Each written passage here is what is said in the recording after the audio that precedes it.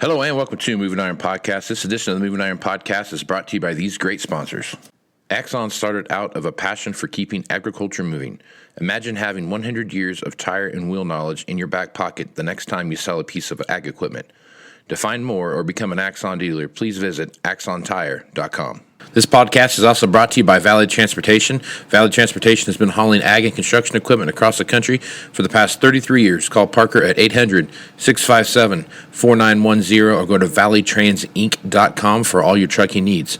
At Valley Transportation, our goal is to help you reach yours. This podcast is also brought to you by Ag Direct.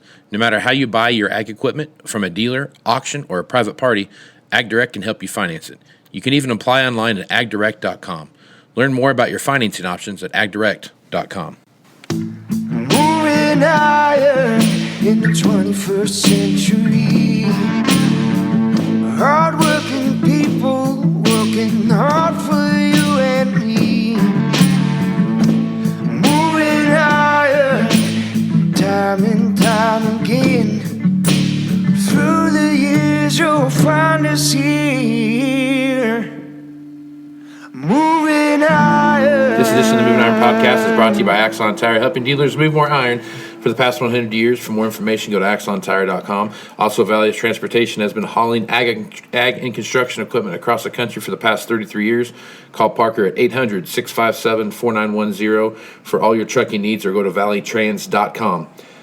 Valley Transportation, our goal is to help you reach yours. And no matter how you buy ag equipment from a dealer, auction, or a private party, Ag Direct can help you finance it. You can even go to agdirect.com online and apply there.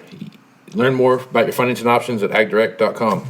So now it's time for the Boots on the Ground segment, and we've got our two fellows from Georgia that are going to be here with us here directly. We got Eddie Claxton and Lou Bordoni. How you guys doing?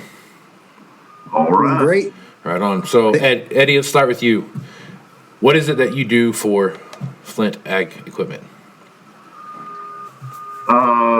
Official title is used equipment manager. Lou and I kind of have our segmentation. A lot of dealers have one person doing the dual role. Some have it split apart. Basically, I'm on the front side of everything. All the trade evaluations, anything that we need to put a value on, figuring that first price of what we really need to put it in inventory for. And once it's in inventory, both of us kind of work together, making sure that it gets moved to one of our 8 locations if we need to move it. And then he takes it over from there, does all the marketing and handles the buyers, person-to-person sales, dealer-to-dealer sales, if he needs to adjust pricing, whatever that market is at that point. But, we work basically hand in hand. We may not be together each day in the same office, but we're constantly, back and forth with each other. Some form of communication on everything we're doing, and it's worked pretty well for them bringing us into what we actually inherited when both of us got on board. He was already here. I came in early 16. He came from another division, so we got slapped in the face with a bunch of overaged, overvalued equipment, and some of it's been sitting here for quite a while. Right. But, pretty much I'm a used equipment manager. He's the used equipment remarketing manager. We basically work hand in hand and day to day and make sure we get everything handled for our managers and our owner. We're an 8-store operation in Southwest Georgia. We're one of 3 divisions for our company. They have a construction, forestry, a power division, and the ag. We're on the ag and turf side. So. Okay. Now, Lou, talk a little bit about kind of what your day-to-day looks like. Sure. So like Eddie said, we're a little unique as far as how we organize things. And so most of my efforts are into monitoring our our inventory and trying to get out ahead of problems. I mean, we're in kind of a unique situation down here in Southwest Georgia, and I think it's something that you may see in different parts of the country more than others, in that the way that the consolidations have come about and the way that the land ownership has evolved, you have less and less balance as far as our ability to wash out of equipment, right? So, and it almost seems as if as the years go on, you've got more A's and a lot less B's, C's, and D's, and so that's my challenge, is to try to consult up to the retail, to my counterpart on the new equipment side, and try to throttle the sale of new equipment to match our ability to absorb the used, right? Whether it be retail or whether it be looking outside and seeing, all right, well, what's the out of area ability to absorb? I mean, how's the rest of the country or the plant doing? So I guess the easiest way to put it is my number one goal, or how I see my responsibility, is to clear the way for the retail guys to be able to do their job in a healthy manner, and to avoid problems, because the problem with us down here is that in steady state, when things are normal, we produce surplus. We know that, right? The issue is if that stayed the same and if that was consistent, this job would probably be pretty easy, right? But it changes. And it's supremely segmented. One year we may be loaded down with a certain category of equipment, and which is a mainstream category of equipment, being grain harvesting or tractors or sprayers. And another year we may be loaded down or out of balance with some kind of niche equipment, be it a cotton or peanut equipment, right? That you don't really have a lot of places to go with, right? So, to circle back to your original question, what does my day look like? Sometimes my day is going out and being a mainstream remarketing manager, and another where I'm talking to guys in Illinois and Iowa and Nebraska and or here in Georgia, where other times I'm out there trying to figure out, man, we're loaded down with cotton pickers right now. Where's that market at, and who's buying, and kind of reinventing my relationships, and trying to figure out adjusting also our reconditioning program and kind of how we get things through, because obviously when your customer changes, your protocols change. We've talked a lot about that before, is not every buyer has the same expectations. So so that has a lot to do with what I'm doing day to day. Yep. Gotcha. In a nutshell. No, a peanut shell? Peanut shell, yeah, there you go. In a peanut shell. There you go. All right, so cotton is, obvious right now, cotton is very high. I mean, I saw the other day some December cotton was opening up at $1. I mean, I don't know how often that happens, that you're forward contracting dollar cotton. So in an area that's heavily cotton, you got all kinds of cotton stuff going on. Cotton kind of drives the market down there. How's that affecting your business, and what are you guys seeing right now? I mean, obviously things are busy, and it is what it is because of equipment-wise, but with the volume of tractors that you guys sell based around cotton, what are you seeing right now on the used side of that?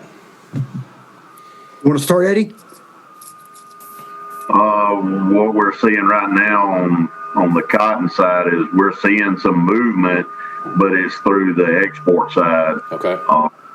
We're getting some local guys. We had a lot of that December type business before the end of the year, and then the balance has really been more or less a lot of activity, a lot of interest from the exporters, but we had our normal cotton business as usual. We get an allocation from Deere on pickers, so we ate our allocation up with all our local guys and our mud customers, and from that point now we're taking, as Lou calls them, the babies of all those trades and trying to force them down the line and figure out who's going to get them. But with Deere bringing in a new series picker, the 770, now the 690s and the 7760s are, a reference to y'all would be like, when they went from the 50 series to the 60 series, right, and up to the S series. I mean, you start getting machines that getting older and older, and they're losing value and losing steam. But the cotton market is hopefully surely going to help us with the input cost. We're going to still be in cotton and peanuts. That's our two main crops here, other than vegetables, watermelons, that sort of thing. We had a bunch of corn, but now corn's getting quite expensive. Right. Back down on that and do more peanuts and cotton. But if you ask me today, still the hot ticket is tractors. The cotton equipment will come, but we usually see some cotton business only into kind of the late summer, right before we start defoliating, and we'll get some guys that want to buy at the last minute or do some trades at the last minute. So, yeah. What are you seeing, Luke? So, I mean, here's the thing about cotton, and it's kind of, it's so simple that it gets complicated. So stay with me here. So you have a finite amount of acres, right? And while our guys do have the ability and the flexibility to, like as Eddie said, move some acres over and say, all right, I'm gonna swap over X percentage of acres over to corn or peanuts or whatnot. What you're seeing is over the years, and I've graphed it. I mean, I've looked at it and kind of analyzed it. All from year to year, you're not going to see a tremendous amount of shifting of acreage. It's really got to make, for instance, I'll give you the example of corn. Corn is, if corn goes through the roof, so maybe some of our guys that decide to move over 5, 7, 10, 12% of their acreage over to corn, right? But it's got to really, really, really make sense. Why? Logistically, we're at a tremendous disadvantage down here. Now, we can grow some tremendous corn. We can grow some tremendous corn down here. Our yields are tremendous because we're all underwater. We control our conditions, right? We can fertilize through the pivots, and so when we commit ourselves to it, we can do really well, but we're still at a tremendous disadvantage, right? So that's the number one reason. And the number two reason is what Eddie alluded to as far as the equipment that's coming out, and we saw a double-digit baseline increase with the new model cotton pickers. I mean, you're starting to flirt with $1 million a piece for a new cotton picker, right?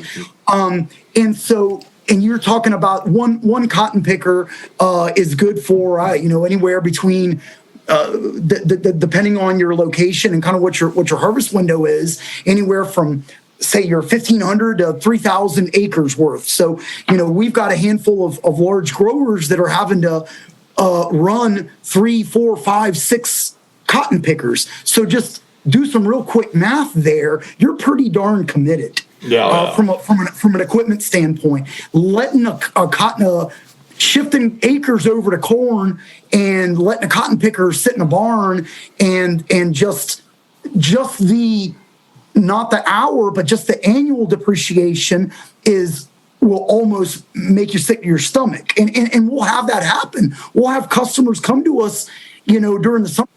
Oh man, I want to. I'm thinking I think I'm gonna have my cotton custom harvested, and I'm just gonna stick to corn this year. Are you willing to just straight out purchase my cotton picker? Because I don't need it sitting there and have to make a payment. And that's a very difficult, very hard decision for us. I mean, it's got to really make a lot of sense, right? Right. So that leaves the grower in a position where he's got to stay committed to that crop. So that would be the second point. The third point is just the rest of the infrastructure. I mean, we're set up to absorb X amount of production of cotton, X amount of production of peanuts, from the sense of storage, of brokerage. It's all pretty sized accordingly, if you will, right? So right now, where the rest of you talk to dealers around the country, and they're telling you what a bad situation they're in, and where they're really losing a lot of opportunities, and they're trying to fill orders, and they're having to go out and pay kind of top dollar to fill retail orders. So we may have seen a bit of that. I know Eddie's gone out and bought some tractors here recently, and to be able to fill some orders. But for the most part, our guys from a fleet standpoint are so committed and so consistent because their operations are so large and their roll cycles are so consistent, right, that enables us to plan ahead, and their deals are discussed, and you pretty much right now, the only curveball is a dealer's willing to commit. That's what's kind of throwing us for a curve, because historically, like, a lot of our guys will kind of pile up when they want to do their deals, right? And right now, from a delivery standpoint on the new, that's a challenge. So we've had to back up and say we've got X number of we'll call it, large deals, large equipment fleets that we pretty much do every year. Like, we've had to sit down and kind of spread those out a little bit, not because from an absorption standpoint, but because if you don't spread them out, you won't be able to bring the tractors in, get them PDI'd, get them invoiced out, and kind of refill the hopper with Waterloo. So that's really been the one challenge that we've seen in the last 12 months. But I guess the silver lining, or kind of where dealers like us in the South kind of set ourselves apart. I'm not saying good or bad. I'm not saying it was premeditated or we're doing anything better than anybody else, because normally the volume of equipment and the timing of it is our biggest crutch. Right now, it's been a blessing in disguise, because with the exception of when it shows up on the yards, we really haven't missed a lot of opportunities. So I guess in a nutshell, that's that. And so right now, yeah, the obviously on the risk on the trade side, unless you live under a rock, what's happening with equipment. The guys that are even more savvy know that we've realized a lot more price increases from Deere. Our costs have gone up. That equipment's costing them more. Oh, yeah. But they also know that their equipment's worth more. Right. And so that's something I know Eddie grapples a good bit on. And once the equipment shows up on the yard, that I grapple with to determine, all right, what is stuff worth in the marketplace? Where do we need to be on this stuff? And having the discipline to stay consistent and not, how can I put this in a way that doesn't kind of make us sound terrible? Like, things are good, but I think that maybe some other dealers around the country are seeing a much bigger spread in the margins that they're seeing and their profitability than what maybe a dealer in the South is, because of the frequency of our roll cycles. You don't want to go out there and go crazy, because you're going to see that tractor again in 12 months. And if by that time the market has kind of gone back to normal, you need to be careful what you do with those B and C customers, because it's going to affect your ability to get, to be able to do their deals. Right. If that makes any sense. Yeah, it makes sense. It makes sense. So talk a little bit about that. So that's something I talk about a lot, and I think about a lot, is when you're looking at your traditional secondary buyer, you got the guy that's going to buy the first generation trade.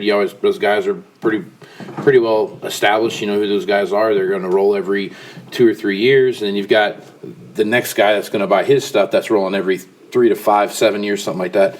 And those guys, to me, that's where I worry about the next 3 to 5 years. What's that look like, and how that play out? The B customer. Yeah, the B customer, because a lot of those B customer guys they've become B customers because they don't have anyone coming back to the farm in a lot of cases, and they've just kind of this is as big as I'm going to get. I'm not going to get any bigger than this. I'm going to kind of supply my farm with what I need when I'm when I'm ready to buy something. I'm ready to buy something, and I'm going to retire and move on here in a little while.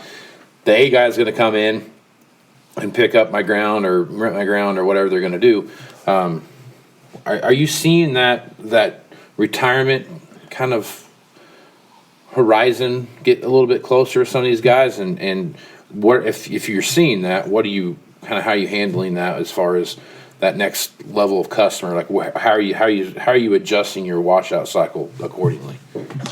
And I want Eddie to chime in on this, as well. But I'll put my observation, kind of way we see it. So, how can I put this? Like, there's a lot. I think that listening to you guys over the years, even, and seeing how what you just described is a perpetual cycle. Sure. Like it's constantly happening. Yep.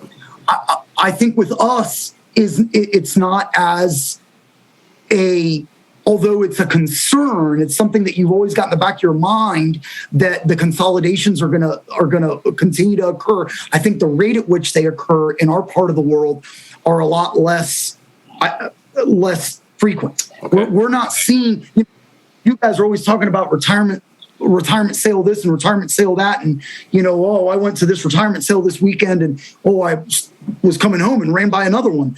We don't see that. I mean, we'll see it's a big. We see them, but we see them. When there's a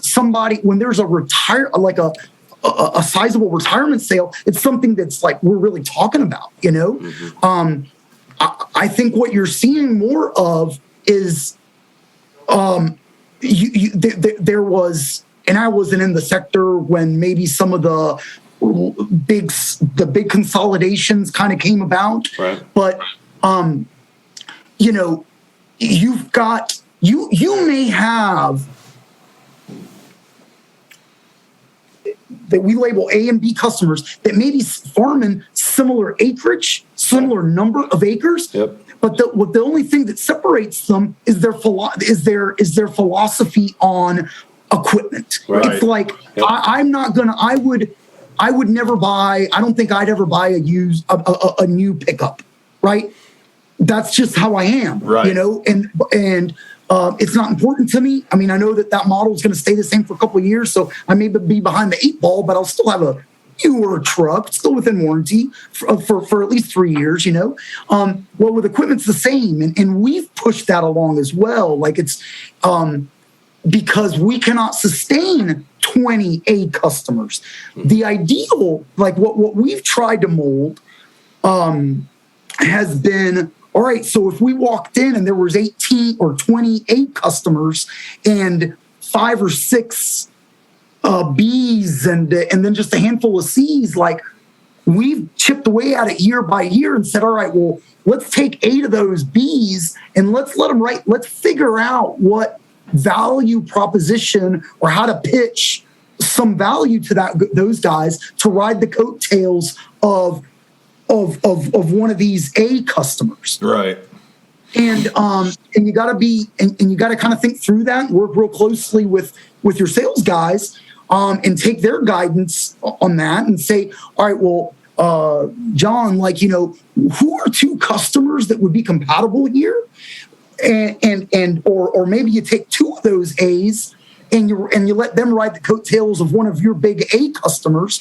And man, I'll tell you what, when you can pull that off, you've really done something. And so you combine that with the amount of hours that we put on equipment down here, that'll take you through almost to wholesale.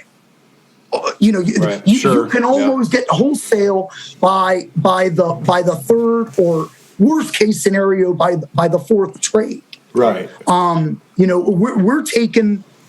We've got growers that we've put, say, on a 1 or 2 year cycle that their utilization on their equipment fleet is so efficient and so high that they're trading 1-year-old tractors or 18-month-old tractors with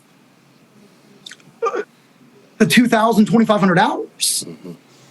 So, right there, you've already, like, by the time they're trading in a new tractor that's still within basic, like, they're about as far along the kind of the usage or the hour curve that you guys would be having to deal with, like, say, with a B or a C customer. Right. They're moving it. They put so many hours on because of their efficiencies. Right. They move it from an A+ down to a B or B- themselves just by how they're operating. Yeah, we see that in our dairies. I could see that. Exactly. That's extremely helpful in a way. Yeah. Is if the dollars, line up for that operation. Yeah, that's wonderful. Now the challenge is always the pressure you get from the top side, right? So I mean, and we saw that more than ever here recently, and you get it every couple of years. Get the Kool-Aid and get the pep talk, and they. I'm not going to go. Oh, that's plowed ground. Everybody knows that, and so down here, talking with some of our friend dealerships down here in the South, we have to kind of sit down and have a lot of discipline. Right. We have to have a lot of discipline to not bite on that. And the problem is that if you have one dealer group that's operating nearby that doesn't buy into that philosophy, it screws the pooch for the rest of them. Absolutely. That's the problem we run into. Yep. And I think every dealer across the world, for what it's worth, runs into that. If dealer A is trying their hardest, we're hitting market share, we don't have any used problems, we're clicking along, this is the best plan ever, and dealer B is trying to get 3,000% market share, and they're just ruining everything. So absolutely. I totally get we do it to ourselves, right? Exactly, and that's why I've been preaching, and Eddie and I talk about it a ton, and with our management and ownership group, I think today more than ever, I firmly believe, and I believe in the importance of the value of these relationships and how much all these dealers across the country need to be working and need to be talking. Right. And I think Casey and you have done a tremendous amount, whether you realize it or not, to propagate that. And I think in the 5 years that I've been in this on this side of the business, I've seen that level of communication and I improve.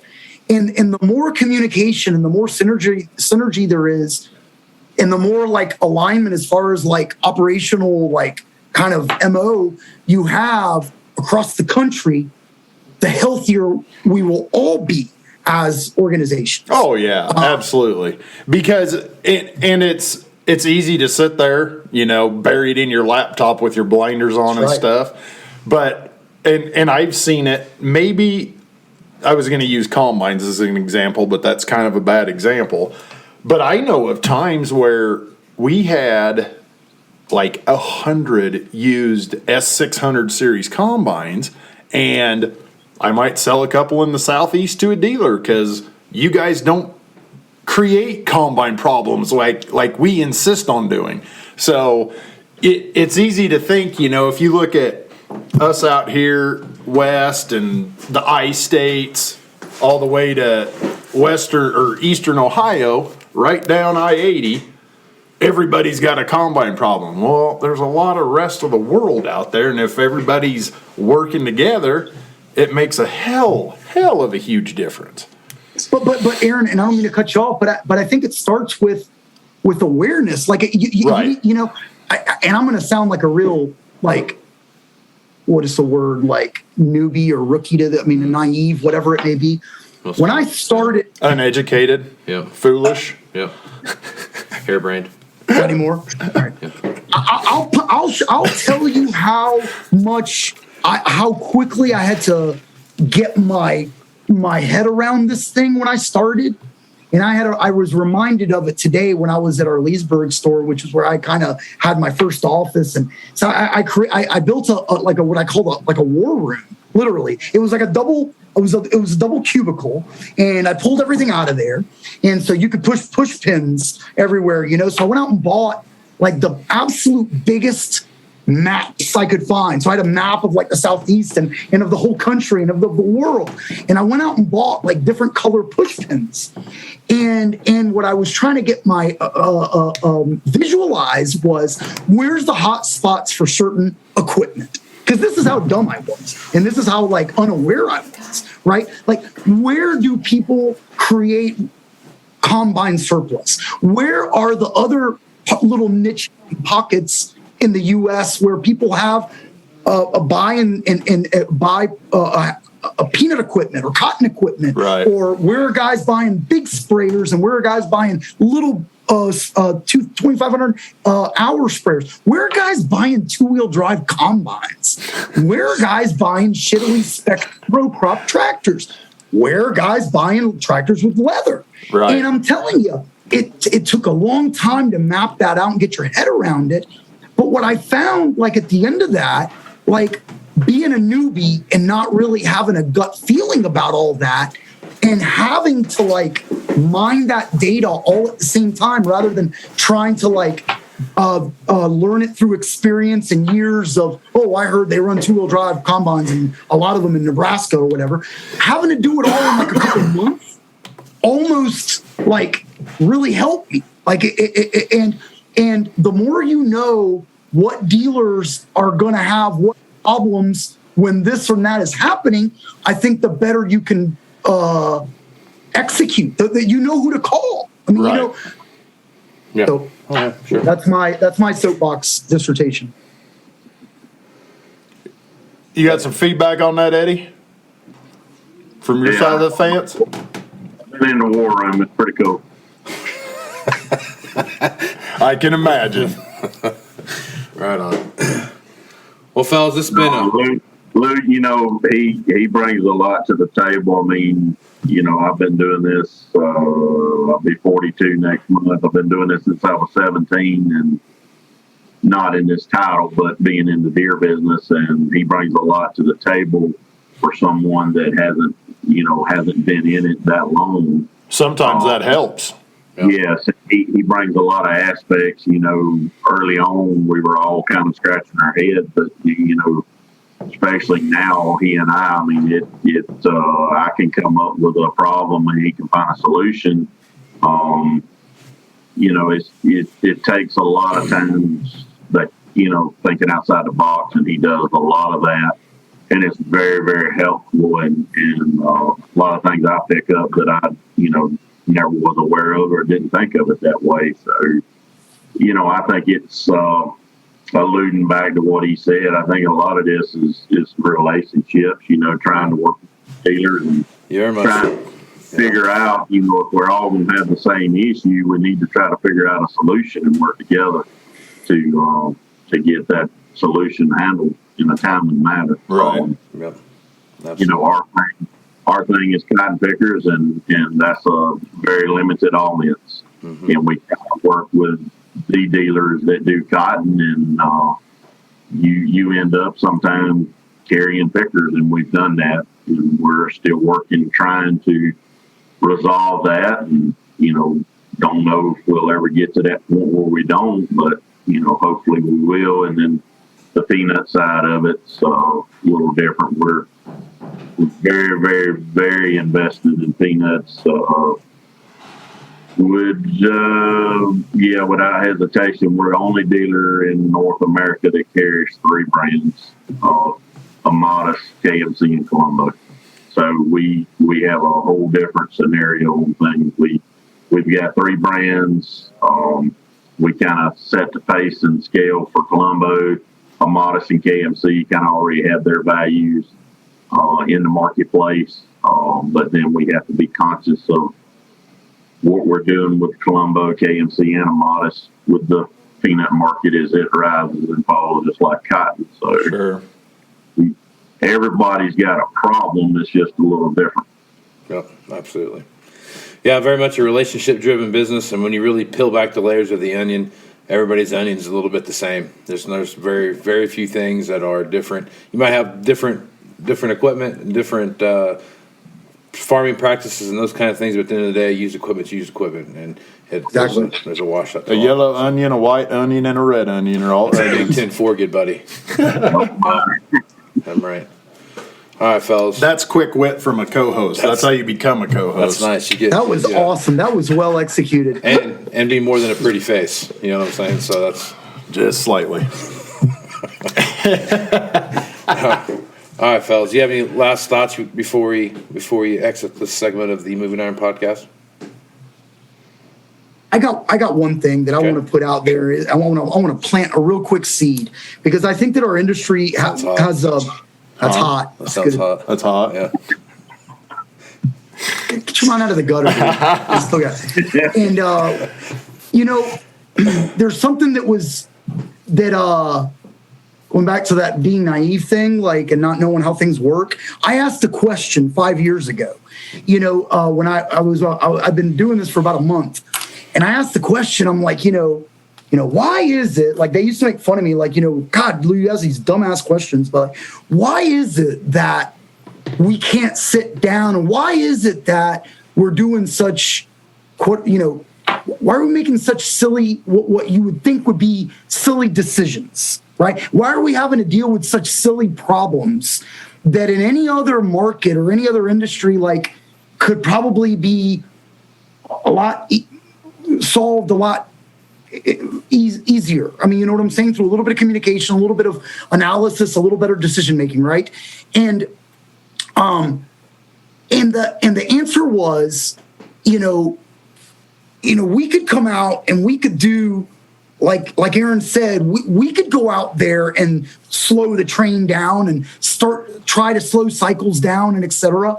But unless your neighbors are doing it, unless everybody's doing it, everybody's in agreement and everybody's got, the same agreement and nobody's going to take a disproportionate amount of risk, right? If everybody was going to agree to take the same amount of risk, right, to go up against Deere or the manufacturers and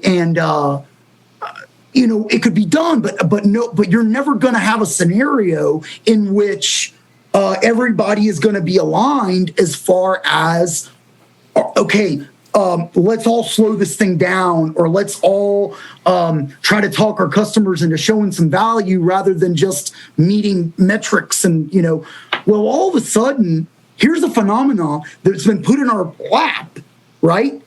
That has put us all on a level playing field as far as we all have inventory availability issues. Right. We're all having to adjust our trade allowances and our market the equipment price at which we're selling equipment, et cetera, et cetera, et cetera. And even down to a product support standpoint. I mean, we're all challenged by that as well. Like, we're losing techs left and right, and so is our neighbor.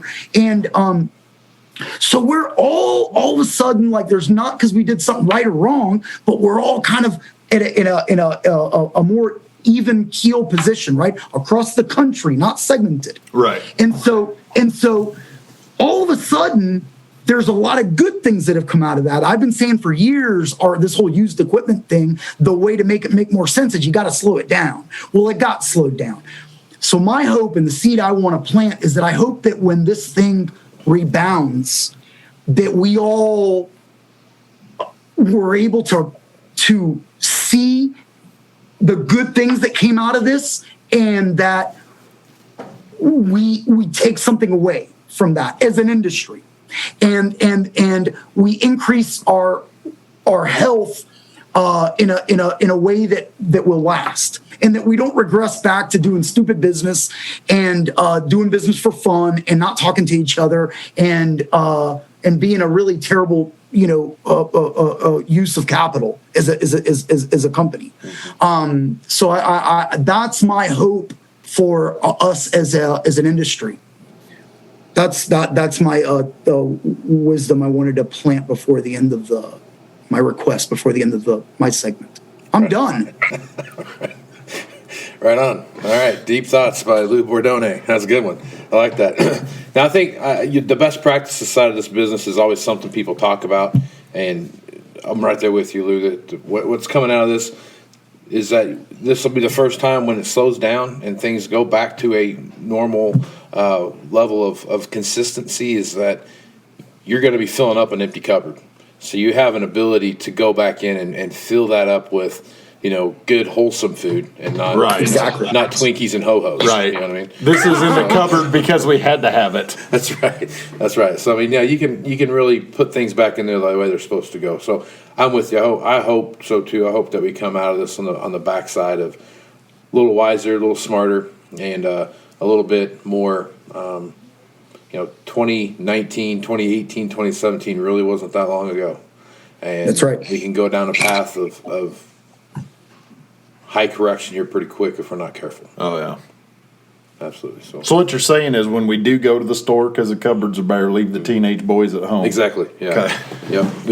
We don't need Hostess fruit pies. Frito-Lay is not invited. Yeah, exactly right. Eddie, you have any last thoughts? Oh man, it's hard to come back after what Lou said. I mean, that's pretty strong, pretty deep. Yeah. Right on. A lot of what he said is there. I mean, we just got to try to, if we can, work together and try to figure out where this thing's going to go. Because you can take every expert in the world and take all your commodity prices, but if the good Lord don't give you the water and the sunshine and the right temperatures and the right weather, none of us are gonna get through this thing. So I mean, it's one of those that I've talked to guys that last time they remember anything like this in the equipment industry was probably in the 80s. I don't know that we'll ever. Hopefully, it's good and bad seeing this. So I'll just leave it at that. I don't know that we'll ever see this again because we're looking at trading machines that's 3 and 4 years old and exactly giving them back exactly what they paid for. Right. Yeah. Selling them a 3 or 4 year old tractor, 25 to 40% above what it should be. Yeah. It's just the way the market is.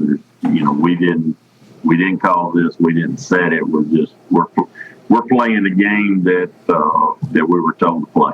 Exactly right. All we can do is play in the arena we were put in, man. Exactly. Some modern-day gladiators. Yep. Right. Well, fellas. Speak for yourself, dude. You guys look like you could kick our asses. Not Eddie's. The 1982 stationary bike back there. That's Things hardcore. pretty core. Well, okay. So last little thing, real quick. Just get your feedback. So both of you guys came to Moving Iron Summit this last year. You've been there before. What are some of the big takeaways you have when you go to those meetings like that? Camaraderie. Getting to meet and talk and visit with other dealers, especially the guys that don't sell the same color. Right. John Deere, Mother Deere has always preached one avenue. With going to those different meetings, we can take the fork in the road and go a different path and try to come back over and bring something back to our dealership, individually or as a team to put in place. I think that is something that needs to continue, and hopefully it can continue. I think we all raised our hand for Nashville, so where it's going to be, I will definitely be. Yeah, that'll be there. No, it's a wonderful experience. Like I said, especially to meet people other than John Deere. Right, absolutely. Great thing. My biggest takeaway is that, I always would have thought that, those electric mopeds would be not a really big deal to operate, but it's a lot more complicated than what you would think. In certain times of day, more than others. Yeah, exactly. I really respect those guys in the tight jeans. They're braver than I ever gave them credit for. But beyond that, absolutely, Eddie has hit the nail on the head. The camaraderie and the fact that, you get to sit down in a different environment with guys that are doing the same thing you're doing. And like you said earlier, you get your nose to the grindstone and you're behind that laptop and it's real easy, or you're out in the field and you're, photographing and kind of in the getting a rut of getting things done. And you forget to look around and see kind of the macro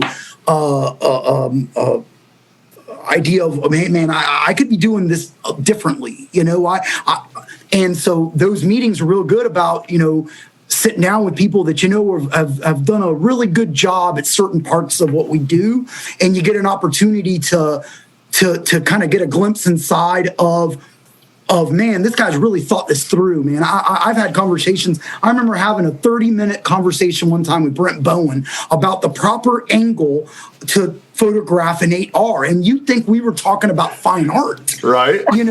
As far as this is or talking with French people about champagne and that is not champagne.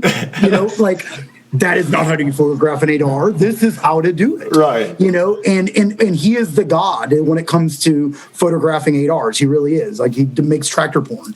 And in 30 minutes, I gained I learned how to do something that I thought I was doing well a lot better. Mm-hmm. And it goes with everything. There's so much synergy. And the one last thing about your meetings, or those moving iron meetings, is that as the years go on, as we move forward, I think that the level of intimacy in these meetings and the people's willingness to open up and realize that, what, man, this whole thing about keeping everything guarded and these industry, yeah, there's some things you're kind of got to keep close to the vest, but for the most part, best practices benefit everybody. Absolutely. And I think that's, I imagine that was always your intention, and you kind of had that vision to begin with. But I think that as the years go on and as the culture changes, we're more and more effective, or is growing as an industry. Right on. Yeah, absolutely. That's the key function of that is the networking, the sharing of best practices, and then listen to a few speakers talk and maybe glean some piece of information from that you can take back and kind of put into your system. So, I appreciate you guys coming and all that stuff. So, Eddie, if folks want to reach out to you and get more information about what you're doing, or just pick your brain about stuff, what's the best way for them to get a hold of you? Cell phone, or my email, cell phone 706-871-2555. Right on, man. And Lou, what's the best way to get a hold of you? Cell, email, pigeon, 954-815-7981, or L Bordoni at flintequipco.com. Right on. Okay, guys. Well, appreciate you being on this segment, fellas, and a good conversation as always. So take care of yourselves, and we'll catch you next time. The only thing I will say real quick, Lou, don't compare Brent to Hugh Hefner ever again. Because he's going to hear that and he's going to eat it up. I'm drink out of this. There you go. I will cash that in. Right on. Thanks, guys. Fellas, appreciate it. Thank you, guys. Have a good weekend. And with that, Lou and Eddie have left the Zoom call. So, Aaron, as usual, those guys are always wealth of information, especially Lou. Absolutely. That dude thinks about shit. Constantly. You know what I mean? Really thinks about stuff. I'm the iron geek, and you're beyond Thunderdome geek, and he's the everyday numbers, decimals, spreadsheets geek. He takes a lot of notes, too. You ever notice that when you go to a meeting? Oh, yeah. Dude constantly. takes reams of notes. So you said at 9:36 that. That's right. Yeah. So, well, I think that's a good place to jump off here. I mean, we got a good conversation here, boots on the ground. That end of the spectrum, like we talked about, we're going to see more of this stuff take place where you've got yeah. this filling back up with the cabinet thing and what that looks like and how things change along the way. So it's going to be an interesting next couple of years to see how this thing all the way shakes out. Buckle up, buddy. Buckle up. That's right. All right, man. Folks want to reach out to you, get more information from you about what you're doing. What's the best way to do that? Call me or text me, 308-760-1193, AFintel at 21 Equip on Facebook, and soon to be on Twitter again. Weekend goals. I am Casey Seymour. You can find me on Facebook, Twitter, and Instagram at Moving Iron LLC. You can also go to MovingIronLLC.com to get all the latest information about the Moving Iron Summit coming up here in Nashville, Tennessee, September 6th, 7, and 8. I'll have that information up there. In the meantime, if you want more information about that, send me an email at MovingIronPodcast at MovingIronPodcast.com, and we'll get you what you're looking for there. So with that, I want to thank Eddie Claxton and Lou Bordoni for being on the Boots on the Ground segment, and Aaron Fennell and Casey Seymour. Let's go move some iron, folks. Out. Axon Tire is going to have more tips, tricks, and client advice throughout the year and in September at the Moving Iron Summit in Nashville. If you're looking to sign up for the event, please head over to MovingIronLLC.com. We hope to see you there. Valley Transportation has been hauling ag and construction equipment across the country for the past 33 years. Call Parker at 800-657-4910 or go to valleytransitinc.com for all of your trucking needs. At Valley Transportation, our goal is to help you reach yours. And no matter how you buy ag equipment from a dealer, auction, or a private party, AgDirect can help you finance it. You can even apply online at agdirect.com. Learn more about your financing options at agdirect.com. Moving iron in the 21st century. Hard-working people working hard for you and me. Moving iron, time and time again. Through the years you'll find us here.